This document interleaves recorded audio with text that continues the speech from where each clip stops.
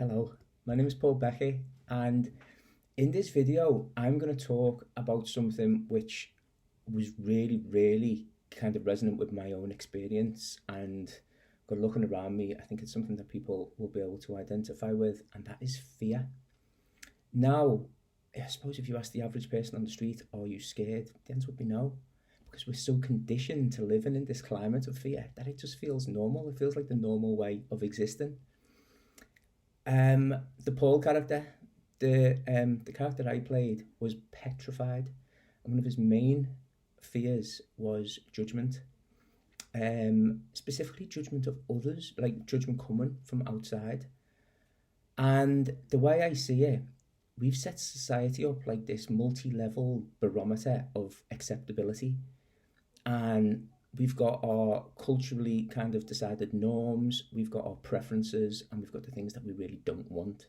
And so it's kind of like when you see a sound engineer and they've got all those little kind of grades that some are pushed up, some are pushed down. So we're constantly A, judging ourselves, and B, being judged by others on these imaginary kind of ideals that we've set up for ourselves. And I think without even having that conversation, we're all aware of that. We're all really acutely aware of that. I know that I definitely was. So it's funny, isn't it? We've made this like set of imagined rules of acceptability, but as subscribers to that system, we're all also policing that system, even if that's unconsciously. So first of all, we judge ourselves always, and we judge ourselves harshly, and then we cast our judgment out, because that's kind of a little bit of a reprieve from judging ourselves. And we all do it. We all do it. Absolutely every one of us does it. So I was thinking about that. I was thinking, well, I know that I was constantly looking outside myself for validation. I wasn't feeling my innate worth ever, pretty much ever, or very rarely, if so.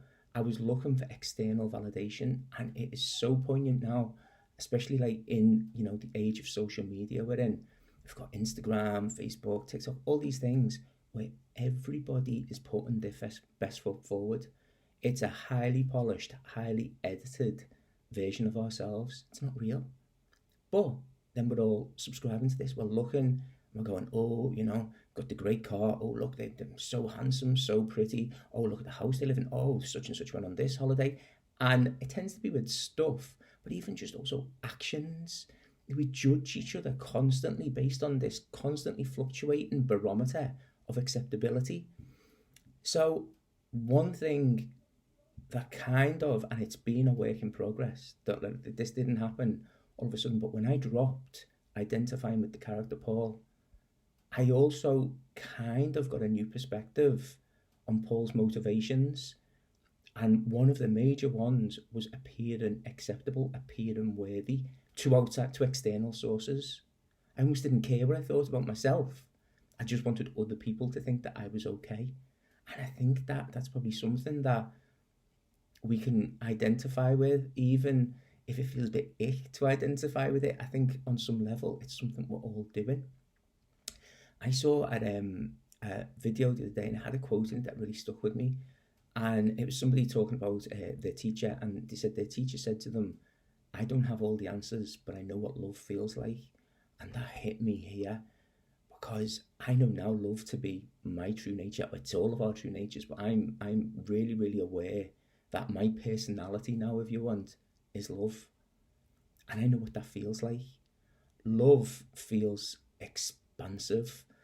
It radiates, it's always given. Okay, but by the opposite, fear is restrictive. It absorbs, it doesn't move forward, it stays stuck where it is. And when I started thinking about that, I was like, God, I could see kind of in my life what feels like it's influenced by love and what feels like it's influenced by fear. And let me tell you, a lot of things, even now in this state of being, knowing my own true nature, are influenced by fear, or at least the invitation to feel that fear. It's not something I take up every single time the way maybe I would have before, but they're still there. They're still there, and it's to do with this strange society we've set up for ourselves. This society that's based on perfection, an idea of this unobtainable perfection. Do you know what I mean? Like, you need to look a certain way, but then when somebody goes to get like surgery or something to try and look that way, then we rip them down as well. Oh my God, you're trying too hard. You can't win. We cannot win with the rules we've set up for ourselves. And it's all completely fear based. So it really got me thinking about this, about how in the past, fear had influenced so many of the choices that I was making and so many of my beliefs and my just ways of being. So self-judgment always starts with self-judgment, doesn't it? We judge ourselves really harshly, and then we almost make ourselves feel better about the judgment we've inflicted on ourselves by then casting it outside of ourselves. And we all do it. We all do it, you know what I mean? So one thing that I have really realized and been working on is the dropping of guilt and shame. Okay, guilt and shame shackle us to this weird game that we've made for ourselves. Throwing shame out at others and feeling guilty yourself, feeling not good enough, feeling unworthy. We make mistakes, of course we make mistakes. But what do we do then? We carry on picking at them like a little scab. We never let them heal over. And even if we do let it heal over for a while, then a couple of months down the line, we remember it again, we pick that scab again and really drag that pain back into the present moment. It's like, you know, you hear it all the time, Eckhart Tolle, the power of now, Ram Dass, be here now. The now is sacred. The now is where all of our power lies. But we're casting our mind back, or we're casting our mind forward. And when we cast our mind back, yes, sometimes you do think of the good times, but if we're all honest with ourselves, more times we think of, oh, this went wrong, oh, that went wrong. If we think about the future, are we always imagining a glittering future? Or are we thinking about it with anxiety? Oh, what's going to happen? Oh, I don't know where I'm going. Oh, I'm a bit insecure. So in the now, we don't, I mean, don't get me wrong, you could be in a war zone, you could be thinking, you can have problems in the now, but you don't need to drag your past problems or project future problems into it. You know, you can deal with exactly what's on your plate at that moment. And there could be loads on your plate. Like I say, some people are living really challenging now moments. But you can then act on that without dragging more imagined problems or resurrecting old problems. It's like if you could imagine the past is a skeleton. There's no life in the past anymore, okay? But every time we base ourselves on a past version of ourselves, or we drag past experiences into the now, it's like we drag that skeleton with us and we've just put a bit of jewelry on it. Do you know what I mean? It's like we know it's dead, but we're still tarting it up. We're still trying to make it be relevant somehow. So it's funny, isn't it? One thing I've found is that on my journey, the closer I'm getting to self-acceptance, the more I feel like I'm almost stepping into a light that was already there. Now, this light was already there. It was already completely full. It was already ready for me to step into it whenever I wanted to. But at different points on my journey, I've stood as close to the light as I could bear to be. And that comes to that kind of saying, you know, we accept the love we think we deserve. So while I'm still heavily judging myself, while I'm still carrying guilt, while I'm still carrying shame, I don't feel like I can stand close to that light because I don't feel good enough to be close to it. Do you know what I mean? It feels like hanging around in the shadows, hanging around in the murky, in the gloomy parts, feels appropriate for me when I feel like that. The moment I start to love myself, and the moment I start to love others, because this is another plot twist, giving and receiving are simultaneous. When you give love, you give it to yourself, you receive it, you open up the channels of receiving. But when I find myself operating in that place of self-acceptance and that place of acceptance of others, I find it easier and easier to get closer to that light. And now it's a funny one, isn't it? We live in the cult of the personality. We've convinced ourselves that our individuality is our biggest prize, our biggest jewel. And So these characters that we've given ourselves, we think, what would I be if I wasn't that? I would be nothing. But again, upside down thinking, like this entire world is upside down. When you drop the character, you don't become nothing. You become everything. You become everything. There's no limits anymore. The character was a tiny little idea of what you thought you could be with loads of roadblocks around the outside. When you drop that idea of what you could be and you just realize, I am. I am. And it is so liberating. It is so, so liberating. And it takes us closer into that light of the truth. And standing in that light, everything is burnt away. Everything is burnt away, but nothing is lost. Okay, so that feeling of, oh, if I let go of the personality, what will I be? I'll be nothing. I'll lose myself. You gain yourself. You gain everything. It just feels like you won't. And again, it's fear-based. It's fear-based. We've built up this character and convinced ourselves that without this character, we're nothing. It's the biggest mistake that we've made. It's just the biggest and most innocent mistake we've made. So, fear. I've started now having a lot of self-inquiry, and when I get a reaction, when I react rather than respond, and I know the difference now, and I think we all know the difference. A reaction is, it's knee-jerk, it seems vicious, it seems sharp. I respond, I take something in, examine it, and I pass it back. Feels energetically different. So now I'm living my life. Am I perfect all the time? No, I'm not. Because these invitations are still there for me, the same as they're there for you. All I really feel lucky and blessed to have now is a perspective where I've got this space to see the invitation as it's coming and realize it for what it is. And do I do that every time? No, I don't. Do I fall into the pitfall of reacting through fear or reacting through anxiety? Yes, I do, but less and less. Less and less. And it's like a muscle. If you can imagine, the more you flex this muscle of responding and not reacting, the stronger this muscle gets.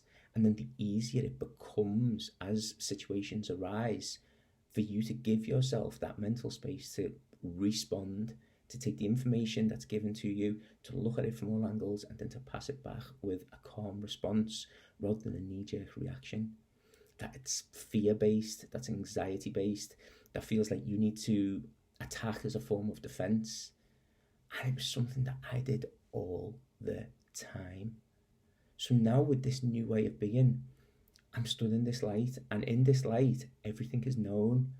There's no ambiguity, there's no confusion. Don't get me wrong, I still have confused moments, but I'm not making these shady corridors and these darkened rooms that I had before that I felt like I needed because that's how I felt inside. I felt shady and dark inside, so I wanted to be in a shady and a dark place.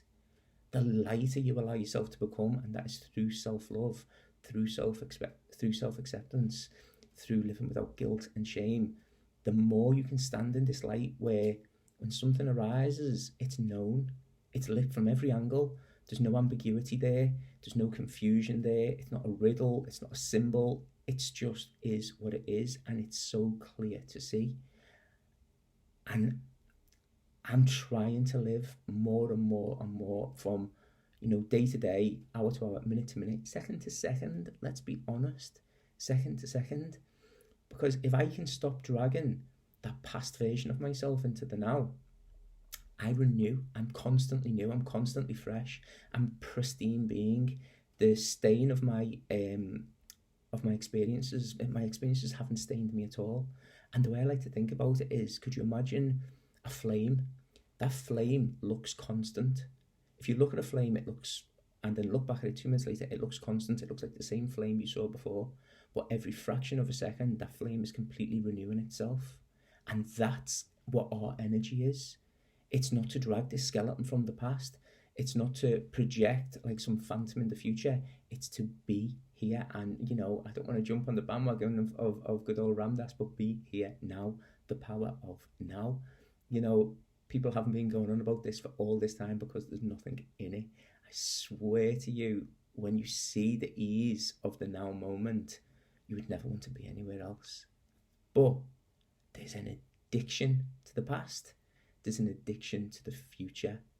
It's picking that scab and it's projecting a fear. And yes, sometimes we do project like high expectations as well. And that brings us on to that kind of law of attraction, that whole manifesting thing. Project what you want. Leave what's behind. The lessons that you've learned from your past are with you. You don't need to relive them again and again and again and again. You don't need to live there. But try and examine the fear in your life. And this is the trick. Look at it. Look at that fear and ask yourself, is this a big scary monster, or is it a mouse stood, with a torch on it, casting a massive big shadow that looks like a big scary monster? Because let me tell you something, 9 times out of 10, that is what it is. There's nothing to fear but fear itself. But that's standing up to it, that holding your light onto it and being like, okay, what are you? Seems like if I do that, I'll die. If I do that, this will eat me. If I do that, I will just explode. You don't. I promise you that you don't. So, something for you to think about. Think about your responses and think about your reactions, and then have a good question of what gives you anxiety, what gives you fear, what do you feel isn't good enough, what are you putting outside of yourself for that external validation. Okay, I hope something like this resonates with you, and I hope you can get something from it. I love you. Thank you very much. Bye bye.